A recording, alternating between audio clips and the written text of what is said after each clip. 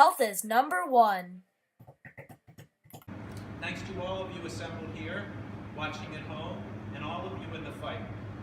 We come to the MD, allopathic, and DO, osteopathic medical professions as I did. Bright-eyed, bushy-tailed, smart, compassionate, aspiring to do well by helping others. We are independent thinkers, creatively solving problems. We are driven by our sheer force of will, illuminated by our own unique individual internal light, and guided by our own internal compass.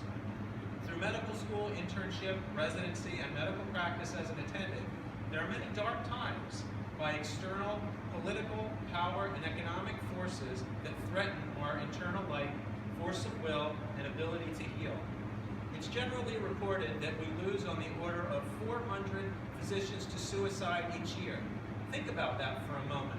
That's one physician death every day.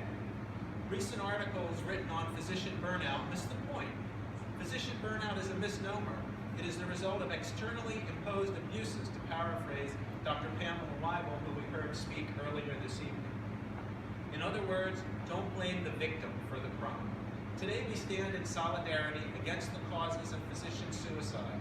We must shine a light on the causes and either force them to change or make them irrelevant. Student, intern, resident, and attending physicians are abused, ignored, and silenced. Abused by a system that buries us in debt and keeps us there, starting with $500,000 for training alone. Abused by schools and training programs that create compliant robot technicians instead of independent caring physicians. Abused by a system that hazes like a fraternity's Hell Week, but can last for decades. Abused by long hours of being up all night with patient lives resting in our exhausted hands. Abused by a system infiltrated by third-party profiteers who abandon us and patients in the name of profit. Insurance companies, third-party administrators, health IT companies, and the like. Companies like Aetna and United Healthcare drop unprofitable ACA plans, while government Medicare claws back EHR, electronic health record, meaningful use incentives 5 years later. Abused by a system regulated to death, unfortunate pun intended, by federal government bodies and programs.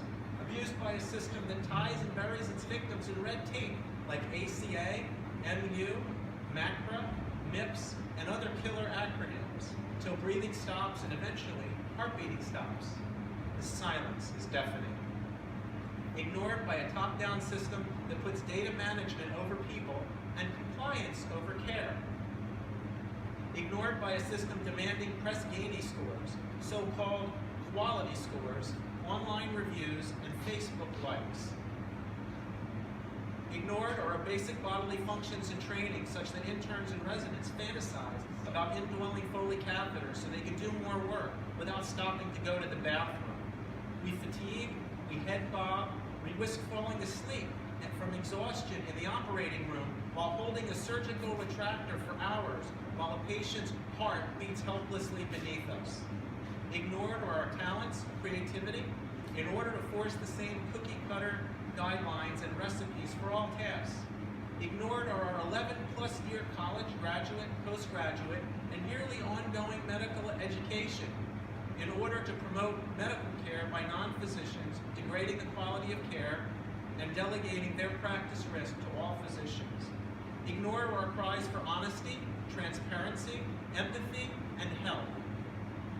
Silenced by hospital health system sham peer reviews that are witch hunts in disguise, ruining jobs and even whole careers.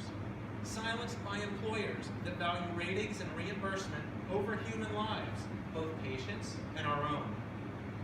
Silenced by professional medical organizations that don't represent physicians and patient interests, but openly advocate expensive, needless maintenance of certification programs, third-party and government rationing schemes over the ejections of their member physicians. Silenced by federal government programs like HHS, CMS, Medicare, and Medicaid, which treat physicians as guilty until proven innocent after the work has already been done for patients in good faith. No more will we allow our dreams and plans to be crushed to dust by unfeeling administrators. No longer will we allow our self-care and patient care to be thwarted by bureaucrats for money, power, politics, or votes. No more will physicians be pushed to suicide. Today, we all stand together in solidarity to stop the shameful and preventable loss of life. We say, no more. First, physician, heal thyself. Stand up and speak up. We must care for ourselves as individuals. Our daily personal health has to be paramount before we can care for others effectively. We must be the change we wish to see in the world with a plant-based diet, daily exercise, drinking water, avoiding toxins, and nourishing a healthy, positive attitude. Second, we must preserve and maintain the right to independent medical practice. Schools and residencies must teach direct care and direct patient care, and primary care as well, where the patient contracts with the physician directly, and the physician works for the patient, with the patient, about the patient. It's commonly known that you cannot serve two masters. We cannot serve patients' needs after serving the uniform guidelines dictated by the federal government, state government, insurance industry, third-party administrators, hospital system administrators, and so-called medical organizations, heartless residency programs, and soulless medical schools. Third, we must fight unjust regulations that limit our ability to care for ourselves and the patients we serve. We cannot and will not allow physicians to be driven to suicide in total darkness and despair by government compliance tyranny, training hazing, and third-party money interests. We must shed light on all the causes of the problem and take decisive, immediate action. This is the real Sunshine Act. Abused, ignored, silenced, no more.